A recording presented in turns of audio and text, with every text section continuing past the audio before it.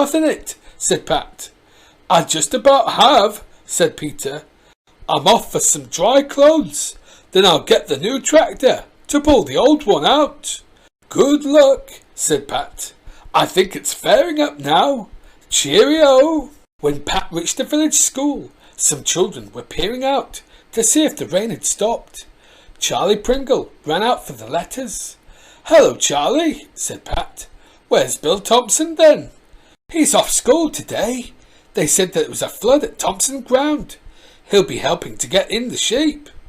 Well, don't drop the letters. They've already had one wetting, said Pat. The other children came out whilst they were talking, and now they were having a great time, jumping over puddles and in puddles, and sailing paper boats. It's nice to see someone enjoying the rain, thought Pat, but time was getting on, and he must be on his way. At Greendale Farm, Pat saw Peter Fogg again, looking much better after a good wash and a change of clothes. Peter showed Pat Mr. Pottage's new tractor with its bulldozer blade fitted. That'll shift anything, he said. Pat was impressed.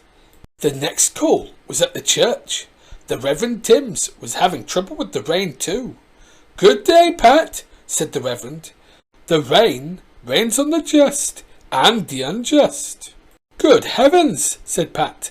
There were buckets and bowls and basins dotted about all over the church, with water dripping into each one. The drips kept falling in different places, so that the Reverend Timms had to keep moving the buckets and basins and bowls to catch them. He was dodging about all over the church, trying to keep up with the drops. The church's roof isn't what it was, he said. I think we'll have to have an appeal. I'll ask Ted Glenn to bring his ladders and have a look at that roof, said Pat. He'll be able to fix it, I'm sure. Oh, thank you, Pat. That would be a great help. Just leave the letters on the pulpit. There's no drips there.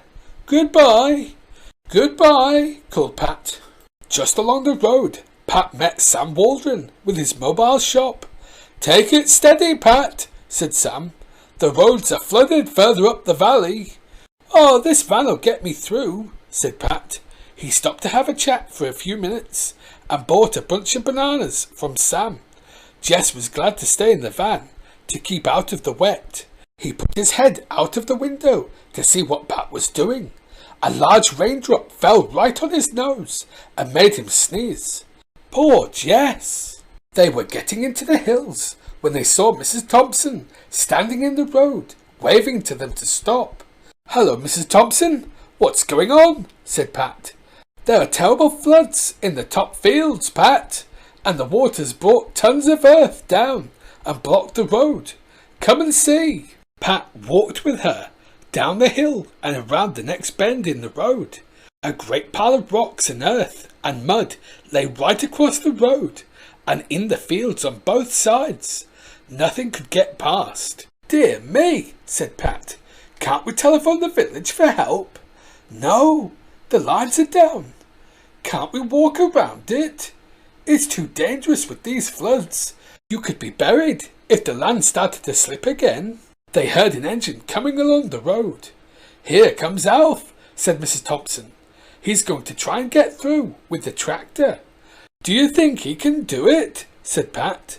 I'll have a jolly good try, shouted Alf. Off he went at top speed towards the pile of stones and earth. The engine roared and the wheels were spinning and skidding in the wet mud. The tractor climbed over the first pile of rubble, and then there was a loud bang as the nose hit a large rock. It was stuck, and Alf tried again and again, but it wouldn't move. It took him another 10 minutes to get back out of the mess, and the tractor was damaged at the front. It's no good, said Alf. We'll have to get help somehow. Then Bill came with his model aeroplane. I've got a good idea, he said. We can put a message on my plane, and I can fly it across Greendale to get help. That's a good idea, said Pat. Clever lad.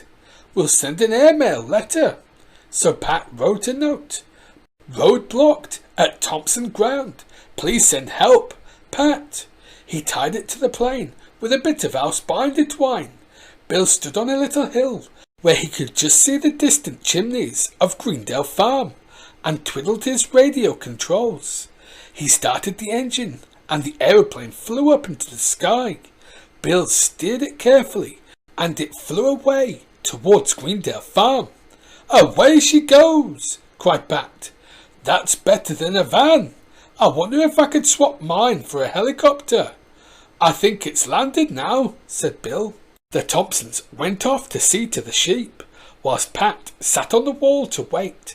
It seemed ages since the plane had gone. He was just thinking that it might have crashed when he heard a powerful engine coming up the road on the other side of the blockage. It was Peter Fogg with the new tractor with the bulldozer blade. "I got your letter!" he shouted. He drove into the rubble.